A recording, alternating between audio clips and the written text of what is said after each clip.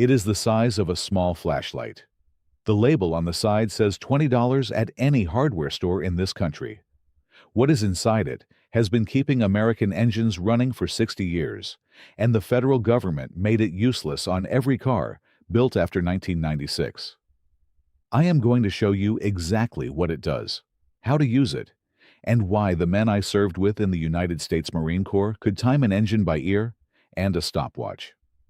I am also going to tell you why the car parked in your driveway right now is being tracked everywhere you go, by your insurance company, by the manufacturer, by people you have never met, because of the same federal decision that killed the procedure I am about to teach you. My name is Wade Henley. I spent 12 years in the United States Marine Corps as a maintenance mechanic. 2 enlistments, 1973 to 1985, ending out as a sergeant. After the service, I ran a shop on the waterfront in Port Townsend, Washington for 35 years. What I am about to show you, I learned in the first 6 months of my first enlistment at Camp Lejeune, North Carolina, and it has kept every vehicle I have personally owned running past 400,000 miles. It is the same skill that determines whether the car in your driveway can be tracked by an insurance company and a federal database, or whether it cannot. And stay with me to the end of this video, because there is a second use for this same tool that the civilian repair industry has spent 30 years pretending does not exist. It is in the back half of the 1971 Marine Corps Maintenance Handbook we used at Lejeune. It will tell you in less than a minute which cylinder of your engine is dying, 6 months before the head gasket goes, before the catalytic converter clogs, before you are sitting in a dealer service bay being quoted $4,000 in repairs. Stay with me. I will get to it. I have to interrupt myself here for a minute, because in about 90 seconds I am going to walk you through the part the dealer service industry hates, the actual procedure that lets you do this yourself on a Saturday afternoon, on the engine in your own driveway. Before I do, 3 quick asks. This channel is brand new. We are working our way toward 10,000 subscribers, and every one of you who taps that button helps me keep recording. Hit subscribe. Drop a like on the video. It costs you nothing, and it tells the YouTube machine to put what I have to say in front of other men who care about this kind of work. And down in the comments, tell me what state you are in, and what year, and make you are driving. I read those at the end of every week. The full library, What the Corps Knew, in 2 volumes, is at the link in the description below if you want everything in one place. The price is $34 for the bundle. Now, back to the work. Here is the number that changes how you look at every vehicle you have ever owned. Before 1996, every gasoline engine sold in this country had a component called a distributor. Inside that distributor was a mechanical assembly, 2 centrifugal weights, 2 return springs, and a vacuum diaphragm that controlled exactly when the spark plug fired in relation to where the piston was in its compression stroke. That timing, measured in degrees before top dead center, is the single most important variable in how a gasoline engine runs. It determines how much power the engine makes, how clean it burns, how long the head gasket holds, how long the piston rings last. It determines whether the engine in your driveway outlasts you, or whether it gives up at 120,000 miles. The Marine Corps motor pool I worked at had a standing procedure. Every vehicle that came through, the first thing the mechanic checked, before the oil and before the tires, was the ignition timing. The tool cost $18 then. It looks the same today and costs about $20. It is called a timing light, and you can buy one at any auto parts store in this country. You clip its inductive pickup onto the number 1 spark plug wire, start the engine, and aim the light at the front pulley. Every time the spark plug fires, the strobe in the timing light fires with it, because the front pulley has a mark on it that lines up against a pointer cast into the engine block. The strobe freezes that mark in space, the same way a strobe at a county fair makes a moving Ferris wheel appear to stand still. and tells you exactly when your spark is happening. That procedure is documented in the Army Technical Manual 9-2320-273-20, which covers ground vehicle ignition systems. It is documented in the Navy's Navair propulsion publications for marine gasoline and diesel power plants. It is documented in every consumer shop manual printed in the United States between 1925 and 1995. After 1995, the consumer manuals stopped printing it. The reason was not that the procedure stopped working. The reason was that the procedure stopped being possible to perform on the vehicles rolling off the line in 1996. Back at Camp Lejeune in the winter of '73, my second month in the Corps, I was assigned to a maintenance battalion. The battalion ran a fleet of M35 deuce-and-a-half trucks, M151 utility vehicles, and a yard full of generators, compressors, and field kitchens, all running on the same basic ignition principle. The senior mechanic in that motor pool was a gunnery sergeant who had served in Korea 20 years earlier. His name is not the point of this video. His procedure is: every Monday morning, before anything left the motor pool, that gunny walked the line with a timing light in one hand and a piece of white chalk in the other. He checked the timing on every engine that had been driven the week before. He chalked the mark on the pulley. He noted the degrees in a green logbook the size of a paperback novel, and he caught problems 6 months before they became problems, every single time. I worked under that gunny for 14 months. By the end of it, I could time an engine by ear, listen to the idle, listen to the pop on deceleration, and tell you, within 2 degrees, whether it was advanced or retarded. The timing light just confirmed what I had already heard. That is the skill the men in the maintenance battalions of all 4 services carried home after they got out. 2 million American servicemen brought it back into civilian life between 1945 and 1985. They opened shops. They restored cars. They kept the family vehicles running for decades. And the civilian repair industry never adopted the practice as standard, because a shop that times an engine every 6 months is a shop that does not sell as many head gaskets every 4 years. At Okinawa in '76 and '77, the salt air would change the way an engine ran inside of 2 weeks. We retimed every vehicle kept outside the climate-controlled bay every 10 days.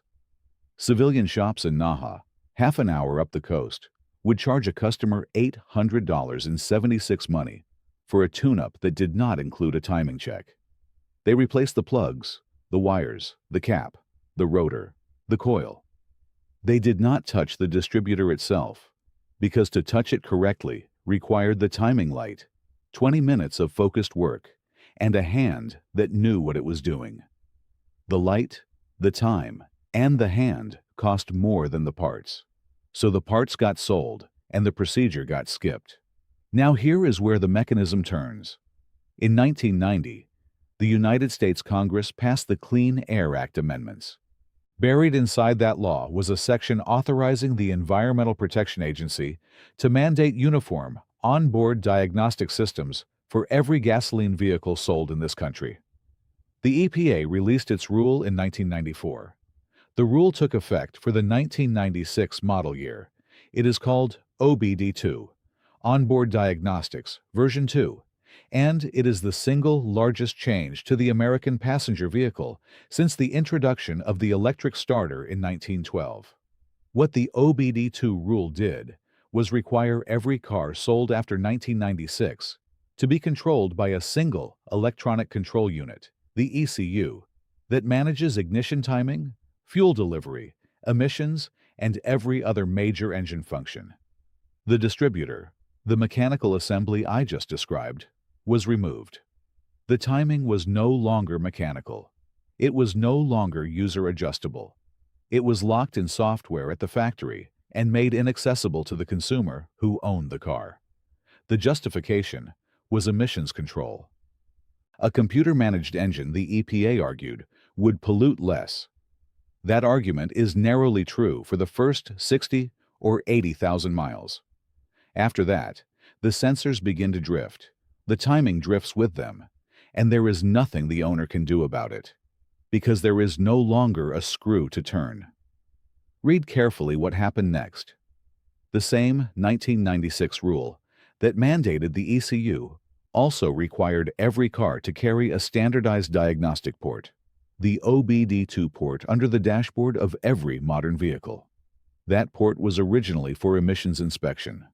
Within 10 years, the cellular industry had developed small telematics modules that wired into that same port and broadcast every byte of data the ECU produces, speed, location, driving behavior, braking patterns, over a cellular connection in real time to a server owned by the manufacturer or by a data broker willing to pay for access. By 2015, every new car sold in this country came with one of those modules installed at the factory. By 2024, that data was being sold to insurance companies, marketing firms, and at least one major credit reporting agency. In 2025, the state of California sued General Motors over the practice and settled for nearly $13 million. The lawsuit did not stop the data sales. It made GM pay a fee. You did not sign up for this. The consent was in paragraph 47 of a Terms of Service document you scrolled past when you set up the dashboard touchscreen. The reason your modern truck is tracking you is the same reason you cannot time the engine yourself. Because in 1996, when the federal government mandated a single computer to control your vehicle, they handed every automaker the keys to that computer. The two things are not separate stories. They are the same story. The skill that got erased on that day is the same skill the surveillance enabled. Same law, same decade, same outcome. The civilian repair industry, by the way, is worth about $116 billion a year in this country. The dealer service complex did not lobby against the OBD2 mandate. They lobbied for it. Here is what you need. One timing light. Any auto parts store in the country. Napa, O'Reilly, Advance, Harbor Freight if you live near one. $18 to $22 for a basic inductive pickup model. Pistol grip, trigger, an inductive clamp that goes around a single spark plug wire, and 2 battery clips. That is the whole tool. No software, no Bluetooth, no app. Here is why the procedure works on a vehicle the dealer cannot fix. Every gasoline engine ever built has the same fundamental requirement. The spark plug has to fire at a specific moment in the piston's compression stroke, typically about 8 to 14 degrees before the piston reaches the top of its travel. Fire too early, the engine pre-ignites. It knocks, it pings, it burns the head gasket, it damages the rings. Fire too late, it loses power, runs hot, wastes fuel, burns the exhaust valves. The window between right and wrong is narrow. On a pre-1996 engine, that window is mechanical, set by the springs and weights inside the distributor, and adjustable by rotating the distributor body. You loosen one clamp bolt, you turn the distributor, you retighten the bolt. 3 minutes once you have done it twice. Older engines, anything built before the mid-1980s especially, drift over time. The springs in the distributor weaken. The vacuum diaphragm cracks. The points wear. The result is that the timing slips, usually retarded by 3 to 5 degrees, and the owner notices a drop in fuel economy and a rough idle. The dealer will quote $500 to replace the distributor. The procedure I am about to walk you through costs $20 and 10 minutes. Same mechanism, 2 orders of magnitude in cost. For those of you who have spent the last 30 years driving newer vehicles and never opened a hood, the senior-friendly version of this is straightforward. The timing light has a pistol grip.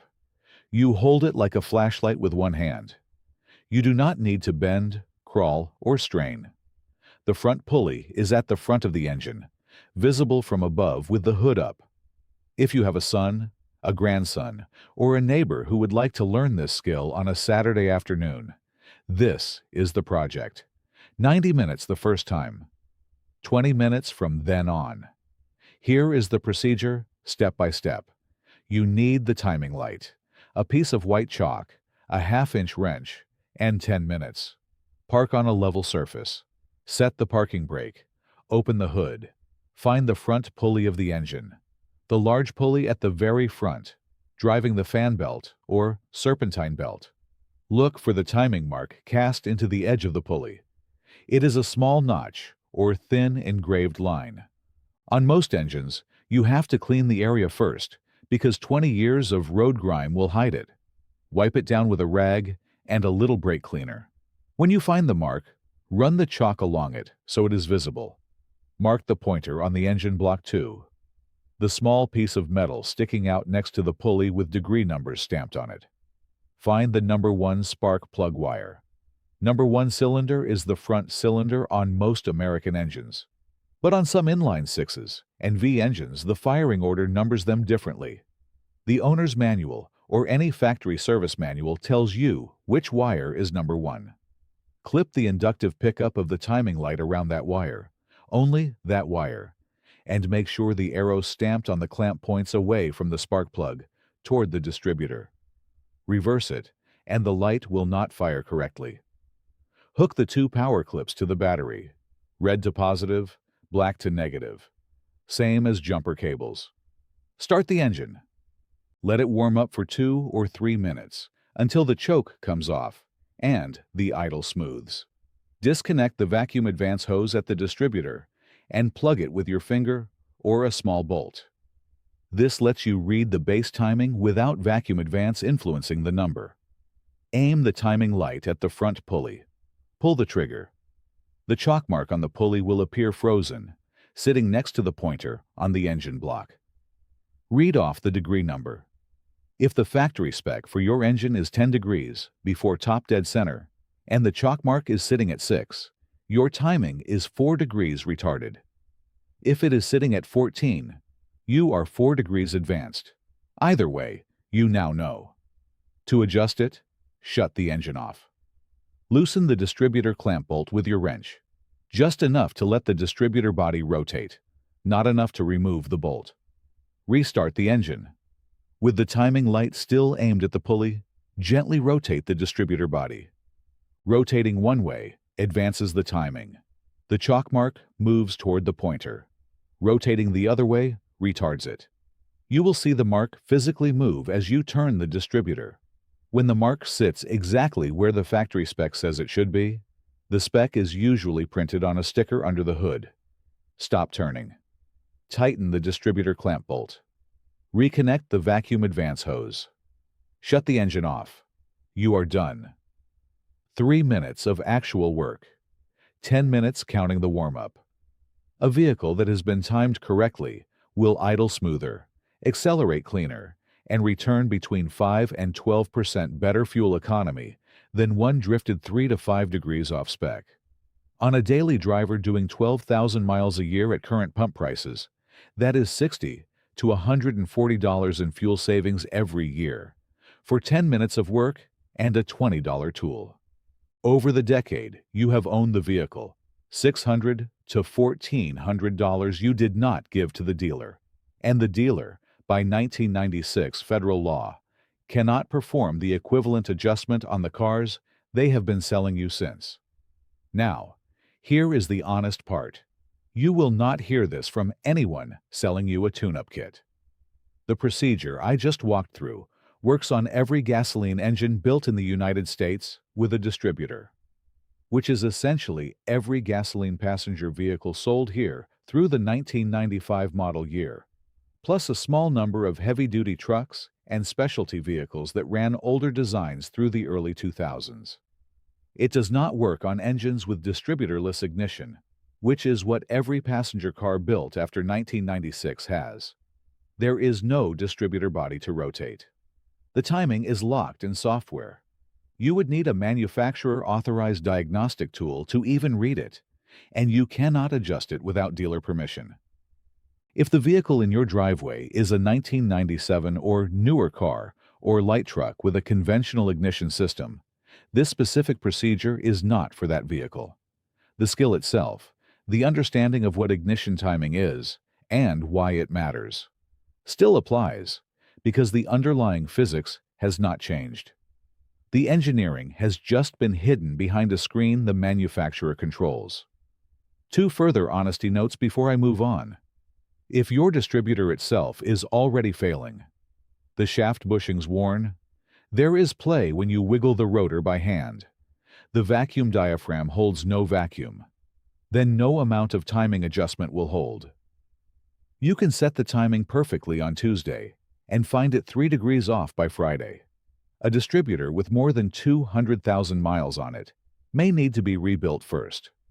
A rebuilt distributor from a competent machine shop runs about $140, parts and labor, still less than one tune-up at any dealer in this country.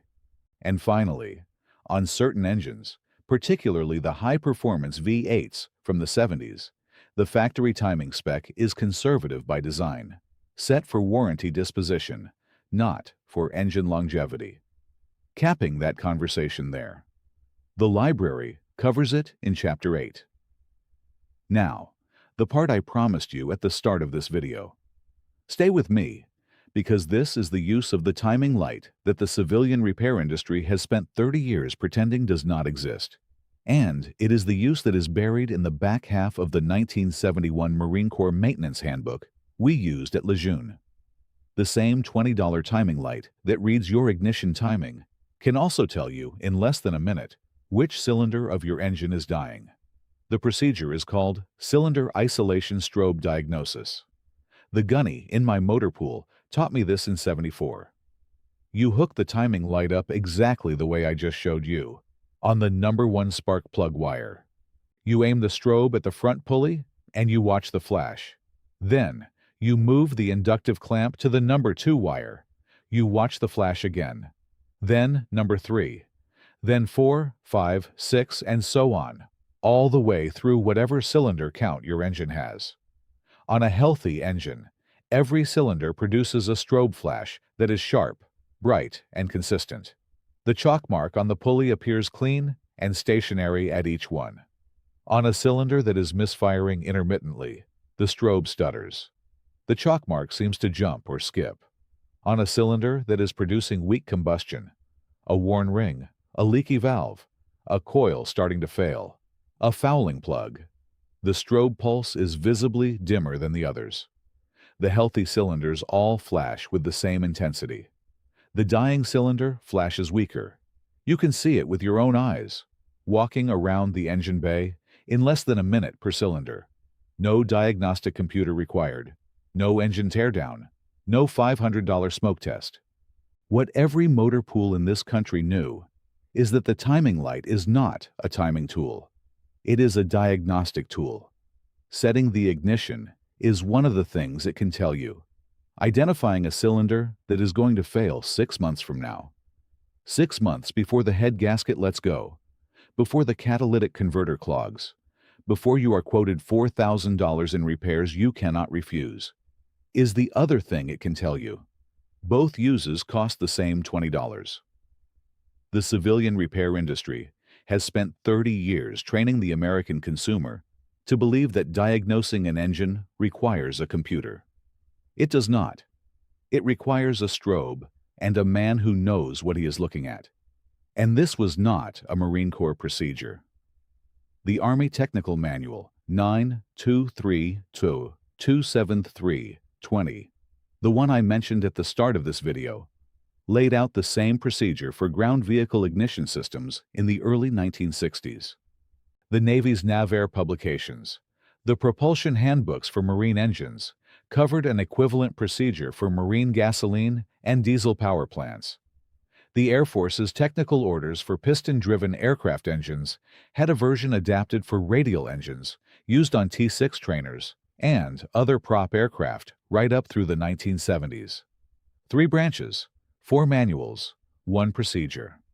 When I transferred briefly to a joint maintenance operation at Okinawa in '77, the Air Force mechanics who showed up to work on the C-130 ground power units used the same timing light, the same chalk, the same gunny's logbook method I had learned at Lejeune 4 years earlier.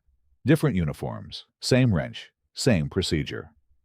What got erased in 1996 was not a Marine Corps secret. It was the entire mechanical literacy of half a century of American servicemen. 2 million men, 2 generations, one collective skill, written out of the consumer marketplace on the same day the surveillance got installed. Everything I have walked you through tonight is the foundation chapter of a manual I have spent the last 3 years putting together. The procedures I learned in the Corps and refined through 35 years of running a civilian shop in Port Townsend. The full reference is in 2 volumes. Volume 1, the Service Manual, covers engine longevity. The timing procedure I just walked you through is Chapter 1, and the book runs through 25 chapters of fuel, oil, cooling, and diagnostic procedures the dealers buried. Volume 2, the Workshop Bible, covers everything outside the engine bay. Tools, welding, metal preservation, sharpening, shop chemistry. Both volumes together. What the Corps knew in one place. At the link in the description below. $34 for the bundle. Before you click off, do me a favor. Drop your state in the comments, and the year and make of whatever you're driving. I read those at the end of every week. I want to know who is watching this and what is sitting in your driveway. If you have a vehicle built before 1996, anything with a distributor still under the hood, tell me what it is, what year, and how long you have owned it. I am keeping a list of the older vehicles in this community because the men who own them are going to need a place to share what works and what does not. Comment your state and your vehicle. I will read it. Next time I am on this channel, I am going to walk you through a procedure from the same era. A treatment that costs $3 in materials, takes about 40 minutes of work, and will keep the underside of your vehicle from rotting for the rest of the time you own it. It is in Chapter 11 of the Service Manual. The civilian rust treatment industry has spent 30 years selling you a product that does roughly 15% of what this procedure does. I will show you the procedure next time. Subscribe so you do not miss it. Take care of your gear, and your gear will take care of you. That's what the Corps knew.